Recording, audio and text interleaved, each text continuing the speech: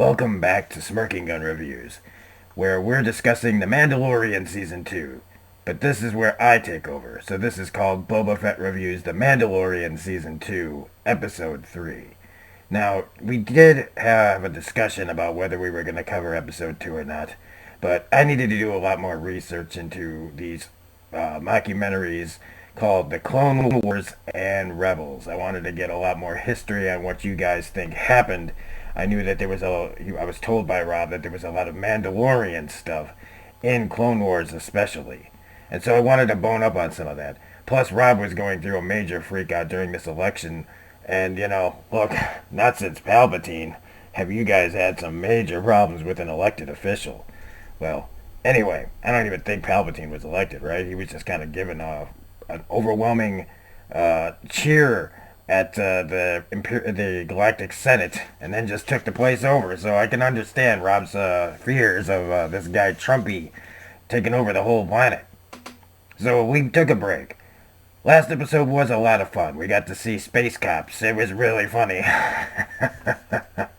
We've all been there, pulled over by the rebels or the Imperials. You don't want to get stopped in the middle of space with some cargo that you might have to drop, and then you'd have to answer to the Hutts or somebody like that.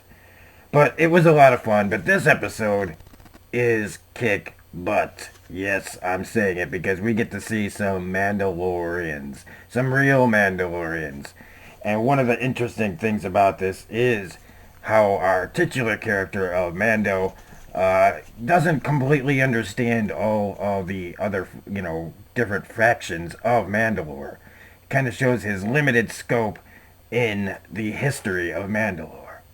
And so we get to look at some of this, and we were honored to see another Mandalorian show up from the Clone Wars, which is Bo-Katan. And we also get some hints at where we're going with the Jedi.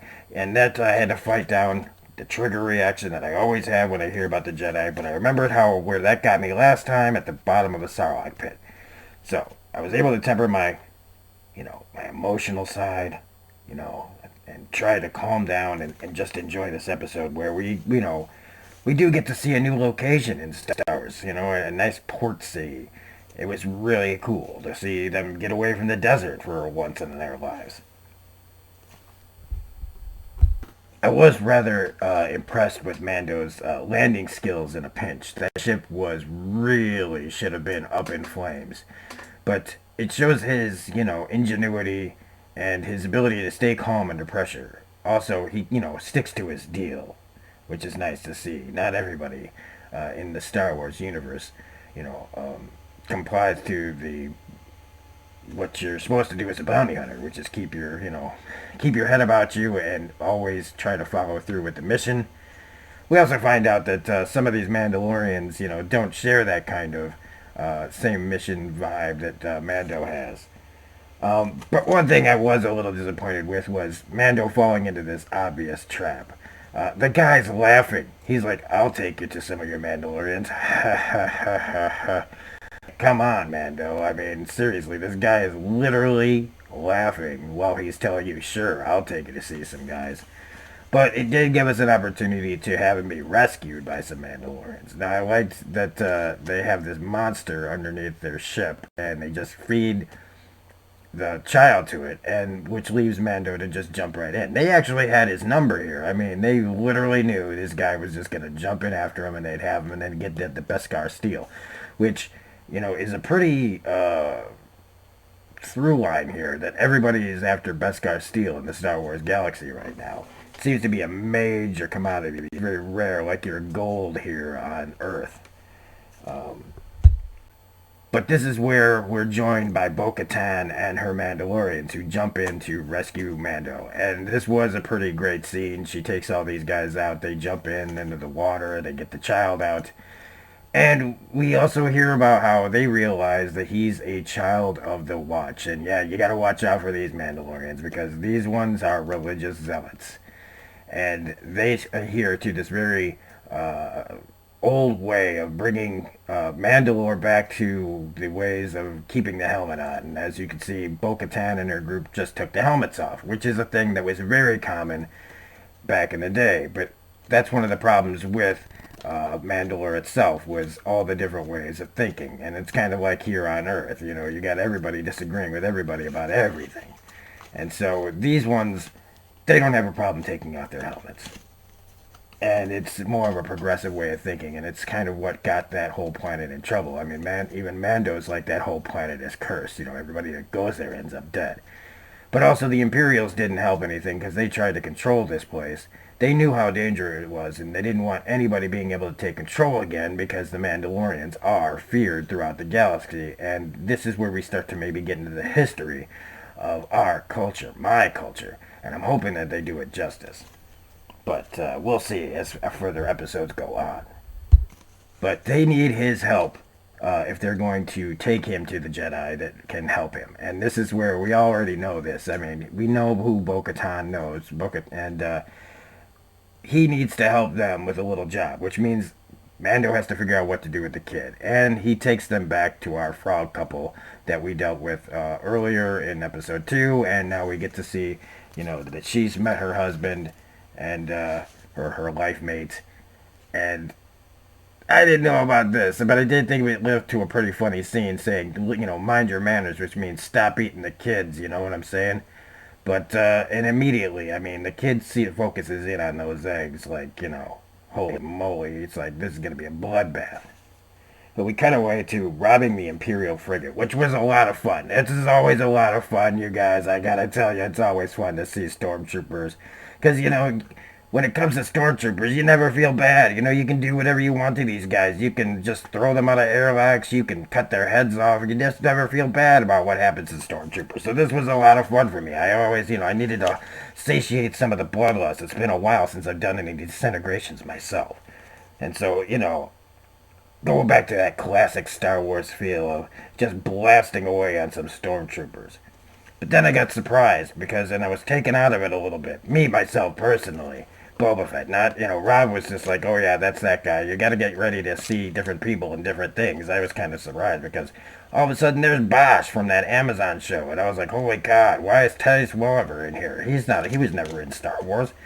And that's when Rob told me actors portray different all the time, so you gotta get used to it. So I was like, alright, I'll just pretend that Bosch is not in this show, but whatever. But also it's interesting because the Imperials kind of feel like rebels now. They lost and they're on the fringes. And they're trying to do their own deals, trying to still keep the Empire going with whatever whips in a prayer. And now they have that fear. You can see it in the Imperials' eyes when they know that they're being boarded and they're being taken down. There's a fear there that only that the rebels used to have when they were, being attacked by the Empire. And there's a real desperation here that I thought was really interesting. But we also find out that the Mandalorians need something that Giancarlo Esposito's character has, and that's automatically a dark saber. We bring that up in Clone Wars and Rebels a little bit, but that's that weapon that he used to cut himself out of the TIE fighter.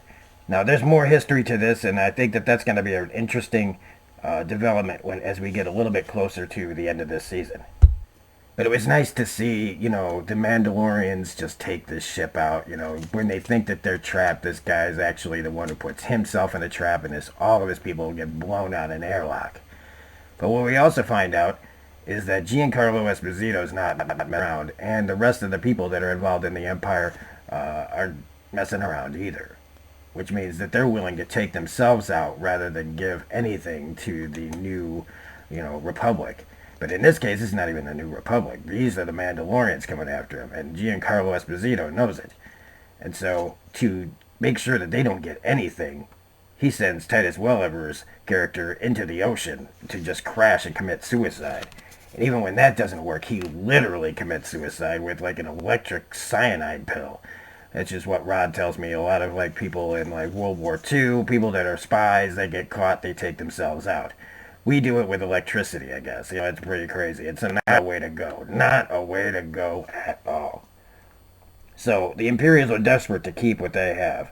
But Bo-Katan keeps her word and tells Mando that if you ever want to show up, and help us out, the invitation still stands. But until then, he has a job to do, which is deliver the kid. And this is where we get the callback that a lot of people have been waiting for. We haven't seen the character yet, but we know where he's headed, and he's going to Corvus, where he can meet up with Ahsoka Tano and then get the child to where he needs to go. So, we haven't seen Boba Fett yet again. Me, the Fett Man, return to the show. Will he, or was that just one big tease? We'll find out. It's not the first time this show has teased this kind of thing.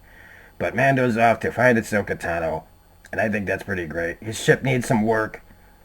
That last bit with this octopus monster trying to think it's going to attack the kid was also kind of fun as well. All in all, this was a really great episode, and I think this should please a lot more fans with the plot moving forward, and it felt more like classic Star Wars than just a Clone Wars or a Rebels episode where, a bunch of cartoony type things happen, but it was still a lot of fun, and I give it 2 blasters up. So, if you like this review, please hit the like button, comment, share, subscribe, hit the bell for all notifications as I'm told. Otherwise, this is Boba. We'll be back next week with episode 4. Have a great day, and we will see you next time. May the Force be with you.